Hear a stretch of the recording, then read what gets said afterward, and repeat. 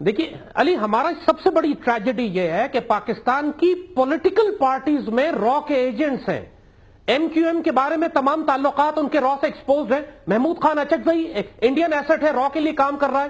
فضل الرحمان اس کی loyalties compromise ہیں.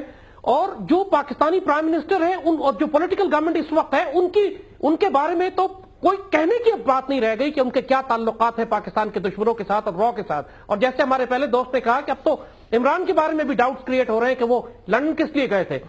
سو the point is کہ جب یہ آپ بٹریل تو ہمارے اندر ہے. پاکستان کے میڈیا میں ایسے ایلیمنٹس ہیں جن کو آرمی اور آئی ایس آئی لکھ کے دے چکی ہے کہ یہ پاکستان کے نیشنل انٹرسٹ کے خلاف کام کر رہے ہیں. ابھی آپ نے ڈان لیز کا واقعہ دیکھا ہے جس کے اوپر اتنا بڑا کرائسس کھڑا ہو گیا. یہ پاکستان کے اخبار انوالوڈ ہے اس کے اندر. اس سے پہلے جیو کے بارے میں لکھ کے آرمی اور آئی ایس آئی نے دیا تھا. تو we are facing a multi axis war, 5th generation war.